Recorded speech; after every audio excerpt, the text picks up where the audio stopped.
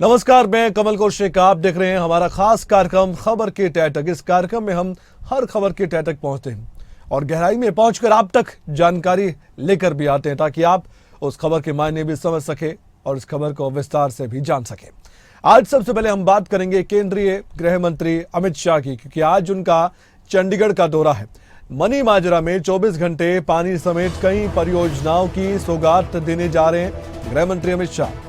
जल आपूर्ति परियोजना का अमित शाह उद्घाटन करेंगे और ये लंबे समय से एक बड़ी मांग है इस एरिया की, मनी माजरा की। यहाँ पर पानी की समस्या से लोग जूझते रहे, लेकिन अब ये समस्या लगभग खत्म होने वाली है। चंडीगढ़ प्रशासन के आला अधिकारी भी मौजूद रहेंगे और उसके बाद एक मीटिंग का भी कार्यक्रम है। उसी मीटिंग में शामिल होंगे आला अधिकारी भी और खुद गृह मंत्री अमित शाह भी। कई बातें ऐसी जो चर्चा का विषय है इस मीटिंग के लिए। चंडीगढ़ पुलिस में भर्ती किए गए कांस्टेबलों को भी नियुक्ति पत्र बांटे जाएंगे। दोपहर 12:30 बजे से लेकर दोपहर 1:30 बजे के बीच मनी माजरा में जलापूर्ति परियोजना का उद्घाटन अमित शाह करने वाले हैं। मनी माजरा के शिवालिक गार्डन में शहर की 24 घंटे जलापूर्ति परियोजना का उद्घाटन खुद करने जा रहे हैं गृह मंत्री अमित शाह। मनी माजरा में एक जनसभा को संबोधित करने का भी कार्यक्रम उनका है। उसके बाद फिर वो चंडीगढ़ सचिवालय पहुंचेंगे। चंडीगढ़ सचिवालय में प्रशासनिक अधिकारियों से मुलाकात करेंगे और साथ ही चंडीगढ़ के प्रशासक गुलाब चंद कटारिया के साथ एक बैठक करेंगे।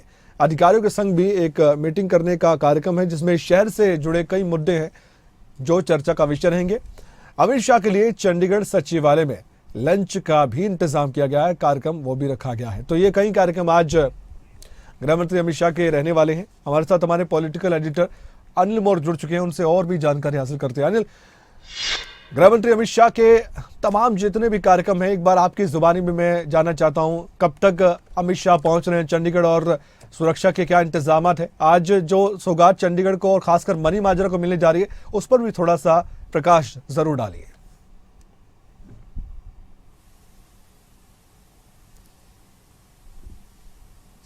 देखिए कमल, अब से थोड़ी ही देर में गृह मंत्री अमित शाह चंडीगढ़ पहुंच जाएंगे। चंडीगढ़ दौरे को देखते हुए प्रशासन की तरफ से कड़े सुरक्षा के बंदोबस्त किए गए हैं। केंद्रीय गृह मंत्रालय की टीम कल ही चंडीगढ़ पहुंच गई थी। उनकी तरफ से जहां जहां पर कार्यक्रम होने हैं उन तमाम जगहों को अपने टेक ओवर कर लिया गया था और जो सुरक्षा के बंदोबस्त है वो तमाम कड़े बंदोबस्त किए गए हैं। अमित शाह के दौरे को लेकर जो ट्रैफिक है वो कई जगह पर डाइवर्ट किया गया है, कई जो रास्ते हैं वो बंद किए गए हैं। और अगर अमित शाह की कार्यक्रम की बात करें, तकरीबन 12 बजे के आसपास गृह मंत्री अमित शाह का मनी माजरा जाने का प्रोग्राम है, जहां से एक बड़ी सौगात मनी माजरा के लोगों को अमित शाह देंगे।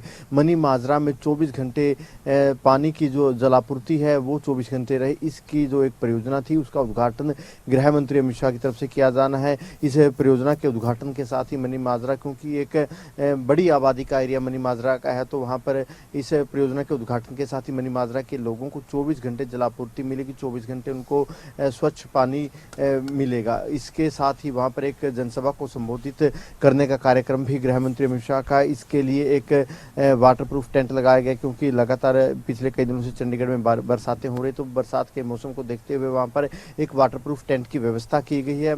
उस कार्यक्रम के बाद अमित शाह सीधा चंडीगढ़ सचिवालय में आएंगे, जहाँ पर एक महत्वपूर्ण बैठक ली जानी है। चंडीगढ़ के प्रशासक और पंजाब के राज्यपाल उस बैठक में खासतौर से मौजूद रहेंगे। जो चंडीगढ़ के तमाम प्रशासनिक अधिकारी हैं वो उस बैठक में मौजूद रहेंगे। इस बैठक में कहीं ना कहीं चंडीगढ़ से जुड़े जितने भी विकास के प्रोजेक्ट हैं उन सभी को लेकर कहीं ना कहीं गृह मंत्रालय अधिकारियों से चर्चा करेंगे। चंडीगढ़ में किस तरीके से कानून व्यवस्था है, विकास के प्रोजेक्टों किस तरीके से आगे बढ़ रहे हैं, आने वाले दिनों में किस तरीके से वो काम चंडीगढ़ को लेकर किए जा सकते हैं, उन तमाम तरह का फीडबैक केंद्रीय गृह मंत्री की तरफ से लिया जाएगा। लंच का कार्यक्रम भी चंडीगढ़ सचिवालय में गृह मंत्री अमित शाह के लिए रखा गया है। अनिल, बहुत बहुत शुक्रिया इस खबर पर जानकारी देने के लिए। आपसे अपडेट लेते रहेंगे, लेकिन बने रहिए हमारे साथ। एक और अहम खबर है जिस पर चर्चा करना बहुत जरूरी है, क्योंकि विधानसभा चुनाव सर पर आ चुका है। नेताओं की बड़ी परीक्षा है। पार्टियां पूरा जोर लगा रही हैं और पार्टियों के नेता भी अपनी तैयारी को कर बैठे हैं। ऐसे में बीजेपी एक कदम आगे बढ़कर रफ्तार के साथ प्रचार प्रसार में जुटी हुई है।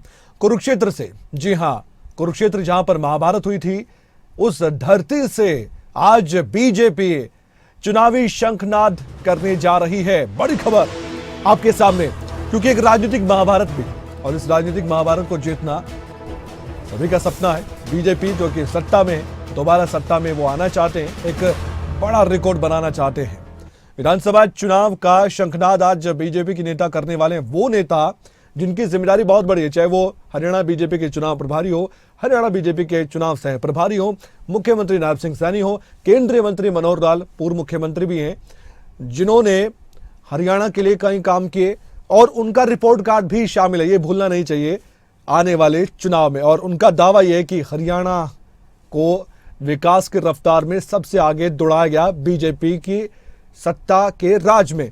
अब बीजेपी के दिग्गज नेताओं की मौजूदगी में चुनावी शंखनाद होने जा रहा है। हरियाणा बीजेपी के अध्यक्ष मोहन लाल बड़ौली भी मौजूद रहेंगे। इनकी भी बड़ी जिम्मेदारी है कि वो अपनी पार्टी को फिर से सत्ता में लाए। तो ये जो एक बड़ी टीम आप देखेंगे, बड़े दिग्गजों की टीम है, ये वो चेहरे हैं जो आने वाले वक्त में बीजेपी के प्रचार के हर मंच पर नजर आएंगे और यही रणनीति बना रहे हैं। आला कमान के संपर्क में भी यही सभी नेता हैं जो आज एक मंच पर नजर आएंगे और क्या कुछ कहते हैं इस पर नजर बनी रहेगी। लेकिन और गहराई से इस खबर पर हम जानेंगे हमारे पॉलिटिकल एडिटर अनिल मौर्य से, क्योंकि आप जानते हैं राजनीतिक तौर पर हर खबर वो लेकर आपके सामने हाजिर होते हैं और अंदर की बातें भी। ऐसे में अनिल, आज अगर हम बात करें कुरुक्षेत्र की, कुरुक्षेत्र को ही क्यों चुना गया आज चुनावी शंखनाद के लिए? हालांकि इससे पहले हमने देखा कि गृह मंत्री अमित शाह भी आ चुके हैं, उनकी तरफ से भी एक तरह से विधिवत रूप से चुनावी प्रचार का जो रथ है वो आगे बढ़ा दिया गया था, उसका पहिया घूम चुका था। लेकिन आज यहां से हम कह सकते हैं कि असल चुनावी शंखनाद होने जा रहा है और वो भी कुरुक्षेत्र की धरती से। मैं आपसे जानना चाहता हूं, आज जो जो बातें कही जाएंगी वो कितनी महत्वपूर्ण आने वाले वक्त के लिए होने वाली है और क्या हम ये मान सकते हैं कि आज ही रणनीति झलक जाएगी बीजेपी की कि वो किस तरह से अपने विरोधियों को चित करने की रणनीति अपनाने वाले हैं?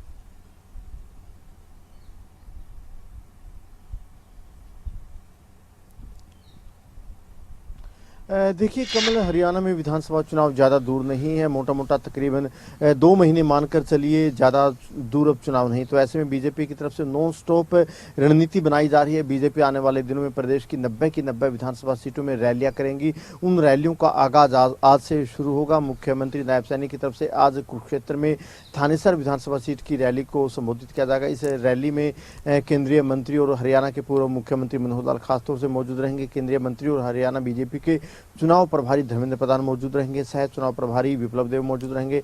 हरियाणा बीजेपी के प्रभारी सह प्रभारी मौजूद रहेंगे। हरियाणा बीजेपी के प्रदेश अध्यक्ष मोहन लाल बड़ौली भी खासतौर से मंच पर मौजूद रहेंगे। बीजेपी के सभी मंत्रियों को, विधायकों को भी इस रैली का न्योता दिया गया है। वित्त मंत्री जेपी दलाल, युवा मिनिस्टर सुभाष सुधा समेत तमाम मंत्री मौजूद रहेंगे। इस रैली के साथ ही बीजेपी की जो प्रदेश भर में 90 रैलियां होने जा रही है, उन रैलियों की शुरुआत हो जाएगी और इस रैली के जरिए बीजेपी एक नारा देगी, क्योंकि मुख्यमंत्री नायब सैनी पिछले कई दिनों से बोल रहे हैं कि हरियाणा में नॉन स्टॉप काम हुए। हालांकि कांग्रेस कह रही है कि हरियाणा सरकार नॉन स्टॉप नहीं, फुल स्टॉप काम करने का काम किया है सरकार ने।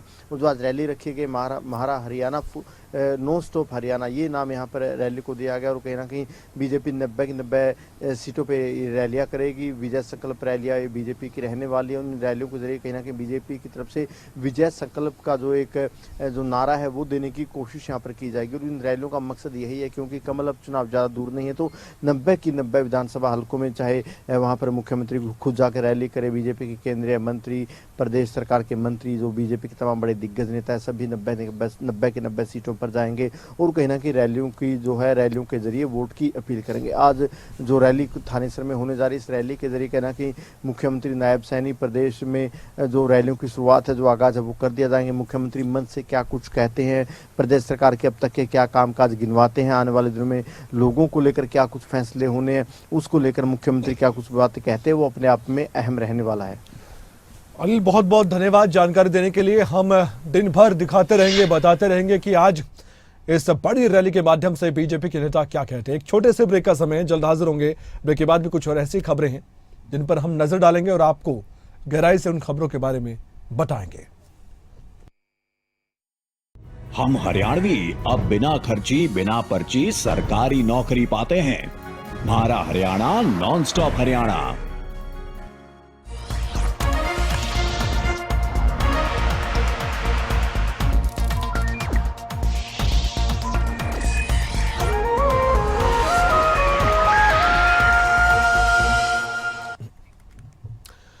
और ब्रेक के बाद बात करेंगे हिमाचल प्रदेश के शिमला से एक बड़ी खबर। सरकार को अस्थिर करने के षड्यंत्र का एक जो मामला सामने आया था, इस मामले को लेकर हरियाणा बीजेपी के नेता तरुण भंडारी जो कि लगातार सुर्खियों में बने हुए हैं, उनको फिर से बुलाया गया है बालूगंज थाने। जी हां, दोपहर 12 बजे बालूगंज थाना पहुंचेंगे तरुण भंडारी।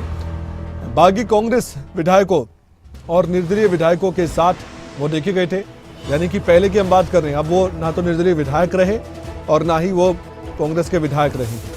तो ऐसे में उस दौरान जब वो कांग्रेस के विधायक हुआ करते थे, जो अब बीजेपी के नेता बन गए हैं, और जो निर्दलीय विधायक हुआ करते थे आज बीजेपी के नेता बन गए हैं, उनके साथ उनकी तस्वीर पंचकुला में दिखाई दी थी।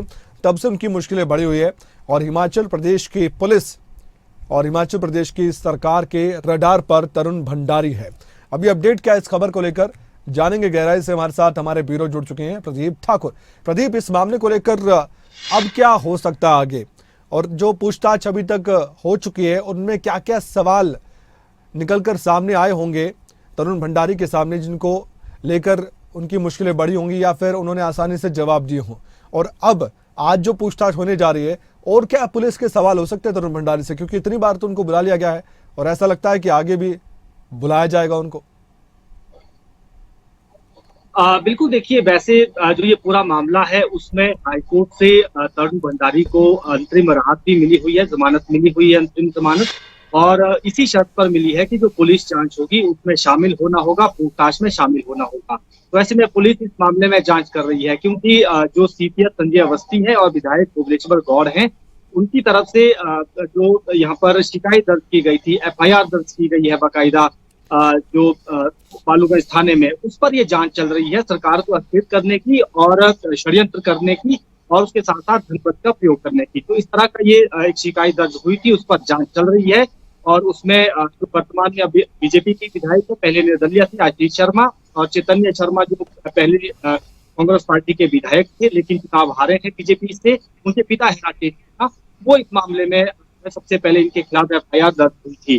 तो उसके बाद से ये मामला अब जो है वो जांच में चल रहा है और भी विधायकों से जो पूर्व विधायक उनके साथ, तो इसी मामले में तरुण भंडारी भी एक आरोपी है और उनको जो है हरियाणा बीजेपी के नेता हैं, तो इसमें इनको भी आज फिर से पूछताछ के लिए बुलाया गया है। बालूगंज थाने में 12 बजे पहुंची गई। इनसे पूछताछ यही होगी कि जब ये पूरा राज्यसभा चुनाव के बाद सियासी घटनाक्रम हुआ और उसमें उस वक्त के कांग्रेस के जो 6 बागी थे, 3 निर्दलीय विधायक थे, वो पंचकुला में रुके, उत्तराखंड में रुके, फिर वो हिमाचल का उनका आना रहा, हेलीकॉप्टर के जरिए उनको लाया ले जाया जाता रहा। तो उस दौरान तरुण भंडारी उनके साथ देखे गए हैं। तो यही एक जो जांच में बात सामने आई थी और आरोप भी ये लगाया गया था कि पैसे का प्रयोग जो हुआ है, उनका खर्चा किया गया है, उसमें कहीं ना कहीं उस वक्त तरुण भंडारी का हाथ था। तो इसी से जुड़े सवाल इनसे किए जा रहे हैं कि क्या आपकी उसमें जो है पूरी जो घटनाक्रम हुआ है उसमें आपका क्या इसमें रोल था। तो ये सारी बातें हैं और पूछताछ उनसे की जा रही है और संभवतः जब तक ये जांच चलती रहेगी तब तक इस तरह से इनको बुलाया जाता रहेगा पूछताछ के लिए, और आज भी शिमला पूछताछ के लिए बुलाया गया। शुक्रिया इस खबर पर जानकारी देने के लिए। आपसे हम अपडेट लेते रहेंगे इस खबर को लेकर, लेकिन बने रहिए हमारे साथ। एक अन्य खबर पर भी आपके साथ हम जरूर चर्चा करेंगे। रामपुर से एक अहम खबर, रामपुर के उपायुक्त की अध्यक्षता में समीक्षा बैठक का आयोजन किया गया है। इस बैठक में अभी तक के सर्च ऑपरेशन और साथ ही रेस्क्यू अभियान के बारे में विस्तृत यानी कि बहुत विस्तार से चर्चा की गई है। उपायुक्त अनुपम कश्यप ने यह कहा भी है कि लोक निर्माण विभाग को प्रभावित सभी सड़कों को जल्द बहाल करने के निर्देश दे दिए गए। जल शक्ति विभाग को भी सभी प्रभावित पेयजल आपूर्ति की लाइनें जल्द बिछाने के निर्देश दिए गए हैं। अब मुश्किलात कैसे बढ़ी हैं ये जानने का प्रयास करेंगे। हमारे साथ बने हुए हैं प्रदीप ठाकुर। प्रदीप, कितना बड़ा नुकसान रामपुर में आप मानते हैं? हालांकि समीक्षा बैठक बुलाई गई, प्रशासनिक अधिकारी अपने स्तर पर अभी तक जानकारी जुटा रहे हैं, लेकिन फिर भी कितना बड़ा नुकसान झेलना पड़ा है रामपुर को, हिमाचल प्रदेश को? यहाँ पर बादल फटे, कई जगह नुकसान काफी हुआ और पिछले साल की कड़वी यादें भी ताजा हो गई। बिल्कुल, देखिए 31 जुलाई की रात को 3 स्थानों पर बादल फटने की घटनाएं हुई थी और उसी में से रामपुर का एक समेज इलाका भी था और उसमें लगभग 36 के करीब जो लोग हैं वो उसमें बह गए थे। उसमें कुछ मजदूर भी थे और कुछ समेज गांव के स्थानीय लोग भी हैं और उसमें कुछ परिवार, पूरा का पूरा परिवार भी उसमें बहा है और अभी तक एक भी शव जो है वो नहीं मिल पाया है, ना जिंदा ना उनका किसी का शव जो है अभी तक मिल पाया है।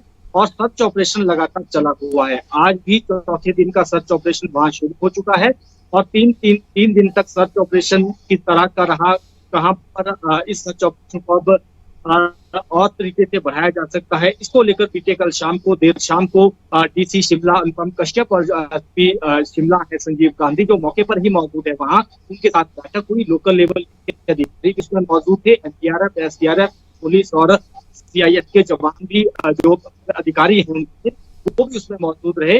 और उसमें ये निर्णय लिया गया है कि अब मशीनों का प्रयोग किया जाएगा सर्च ऑपरेशन के लिए।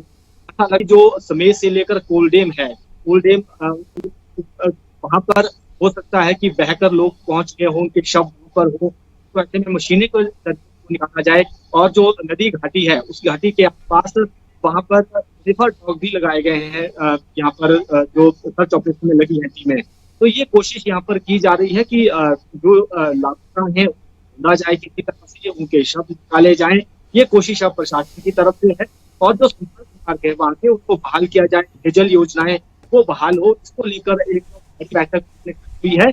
और अभी क्योंकि इंतजार किया जा रहा है, जो स्लेज में परिजन है इंतजार कर रहे हैं कि उनके अपने मिलेंगे, और जो लेबर पर मजदूर काम करते थे उस क्षेत्र में उनके परिजन भी इंतजार कर रहे हैं कि वो हमें जो है उनका शव मिल जाए। हालांकि अब जिंदा बचे होने की उम्मीदें बहुत कम रह गई है, तो अब सभी ये कोशिश कर रहे हैं कि उनका अंतिम संस्कार अच्छे से हो सके, शव जो है वो निकाला जाए। ये कोशिश वहां पर की जा रही है। हालांकि इसी तरह के जो सर्च ऑपरेशन और जगह भी चला है, जैसे अगर बाकी जो निर्मंड का इलाका है वहां की बात करें, वहां पर भी जो लापता है अभी ढूंढा जा रहा है। और इसी तरह से मंडी का पद्धर जो रामबन का क्षेत्र है वहां लैंडस्लाइड हुआ था, वहां पर कुछ शव निकाले गए हैं और सभी निकाले जाने हैं। जी प्रदीप,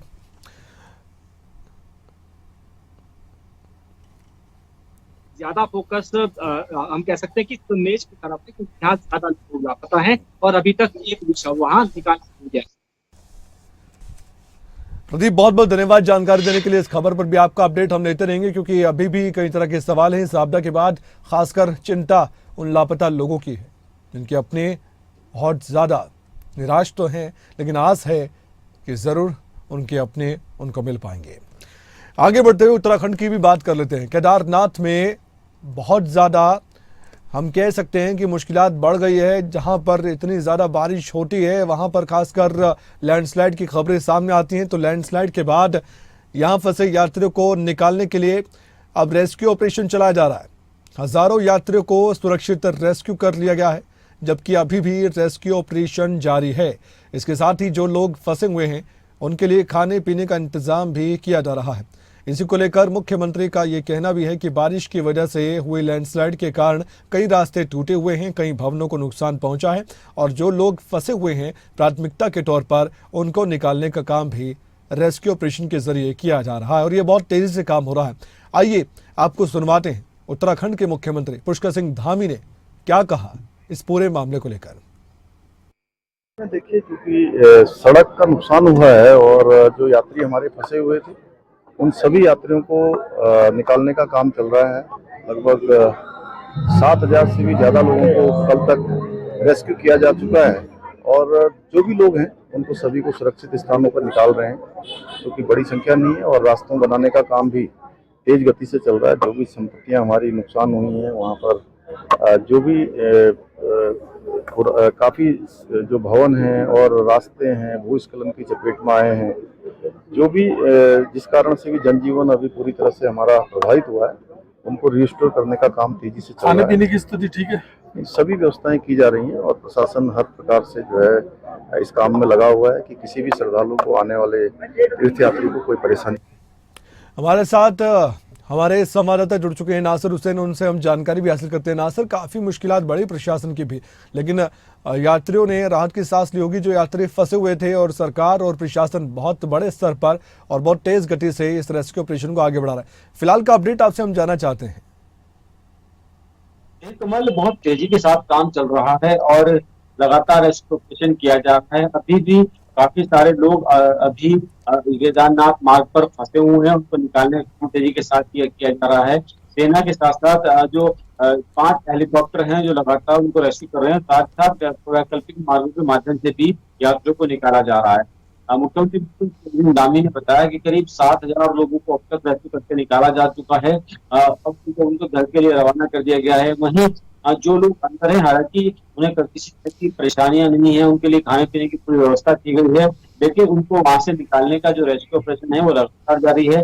उसमें एनडीआरएफ, एसडीआरएफ, सेना के साथ साथ लगाए गए हैं, वो लगातार लोगों को निकाल रहे हैं। हालांकि जो बड़ी समस्या आ रही है वो ये आ रही है कि बार बार मौसम खराब हो जाता है, इसकी वजह से हेलीकॉप्टर्स नहीं उड़ पा रहे हैं, इसकी वजह से काफी काम करना पड़ रहा है। इसीलिए अब जो वैकल्पिक मार्ग हैं उनके माध्यम से जी। निकालने का काम भी तेजी के साथ किया जा रहा है। और नासिर, मैं आपसे बातचीत करूंगा इस खबर पर। फिलहाल मुझे एक छोटा सा ब्रेक लेना होगा, उसके बाद मैं फिर से लौटूंगा और कुछ और अहम खबरें दर्शकों के सामने होंगी। हम हरियाणवी अब 100% धुआं मुक्त रसोई में खाना बनाते हैं। हमारा हरियाणा, नॉन स्टॉप हरियाणा।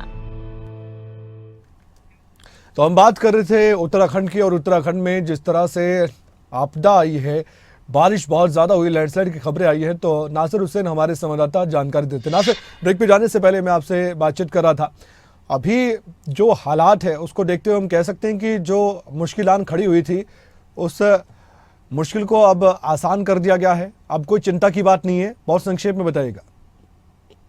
देखिए, बिल्कुल लगातार रेस्क्यू ऑपरेशन जारी है और ये बात मुख्यमंत्री ने भी स्पष्ट की है कि जो लोग अंदर हैं, रह गए हैं, उन लोगों को अभी किस तरह की कोई परेशानी नहीं है। उनके जो खाने पीने की जो जरूरत की चीजें थी वो उन तक पहुंचा दी गई हैं, ताकि अगर निकालने में भी उनको समय लगे तो उनको वहां पर किस तरह की परेशानियों का सामना ना करना पड़े। लगातार रेस्क्यू ऑपरेशन जारी है और संगठन सरकार के साथ साथ जो संगठन के लोग हैं उनकी भी जिम्मेदारी कहीं ना कहीं सरकार ने लगाई है कि वो वहाँ पर नुकसान का आकलन करे, वहाँ पे जो लोग हैं आपको कहाँ कहाँ नुकसान हुआ है, और जो मदद कर सकते हैं फौरी तौर पर स्थानीय लोग, जो पार्टी के कार्यकर्ता हैं, वो उन पर उनकी मदद करने की कोशिश करें। अब बने रहे हमारे साथ, एक और खबर पर आपसे जानकारी हासिल करेंगे हम। नासिर हुसैन, इस खबर के लिए बहुत बहुत धन्यवाद, आपने जानकारी दी। उत्तराखंड बीजेपी अध्यक्ष महेंद्र भट्ट की बात करेंगे। टिहरी, रुद्रप्रयाग और उत्तरकाशी के अलावा अल्मोड़ा जिलों के आपदा प्रभावित क्षेत्रों में जो नुकसान हुआ है उसका आंकलन वो करेंगे। राहत बचाव कार्यों में सहयोग के लिए 4 कमेटियां बनाई गई हैं। समितियां प्रभावित क्षेत्रों का स्थलीय दौरा कर रही हैं और अपने रिपोर्ट को भी पार्टी नेतृत्व के सामने रखेंगे। प्रदेश अध्यक्ष महेंद्र भट्ट की बात करें, पार्टी के सभी पदाधिकारियों, जिला और मंडल अध्यक्षों के साथ साथ पार्टी कार्यकर्ताओं को अपने अपने क्षेत्रों में आपदा प्रभावितों की मदद के लिए जुटने का उन्होंने आह्वान किया था, अपील की थी। पार्टी के प्रदेश महामंत्री आदित्य कोठारी के मुताबिक अल्मोड़ा जिले के लिए प्रदेश महामंत्री राजेंद्र सिंह बिष्ट, विधायक जागेश्वर मोहन सिंह मेहरा, प्रदेश मंत्री मीना गंगोला और प्रकोष्ठ प्रभारी पुष्कर सिंह काला को भी जिम्मेदारी सौंपी गई और अलग अलग क्षेत्रों के लिए जिम्मेदारी दी गई है।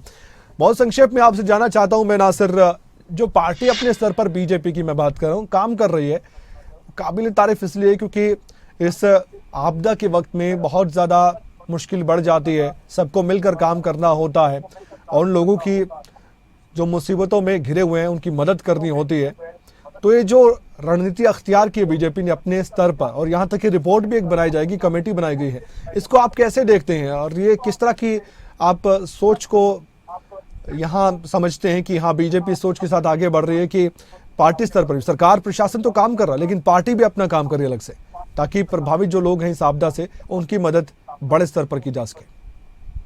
कमल, देखिए बिल्कुल सरकार अपना काम कर रही है, लेकिन पार्टी स्तर पर काम के लिए जिम्मेदारी इसलिए भी दी गई है ताकि लोगों को लगे कि सरकार के साथ साथ संगठन के लोग भी किस तरीके से कामकाज कर रहे हैं। खासतौर पर क्योंकि आपदा प्रभावित क्षेत्र हैं तो आपदा में सबका साथ हो मिलकर चलना जरूरी होता है, क्योंकि बहुत जगहों पर जब आपदा आती है तो कई जगहों पर खाली सरकार अगर सारी जगहों पर नहीं पहुंच पाती है तो ऐसे में जो स्थानीय लोग हैं, कार्यकर्ता हैं, वो मदद करें तो जाहिर तौर पर उसका फायदा जल्द से जल्द मिलता है।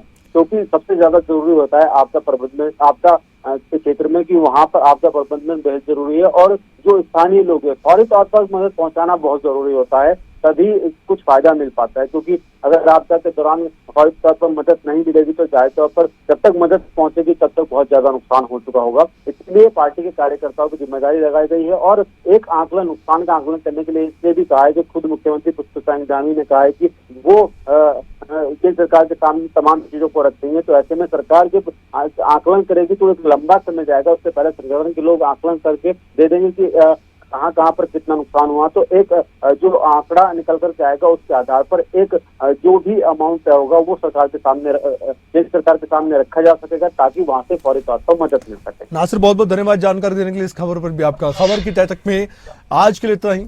अपना ख्याल रखिए, देखते रहिए खबरें अभी तक, क्योंकि खबरों का सिलसिला लगातार जारी है। खबरें अभी तक पर नमस्कार।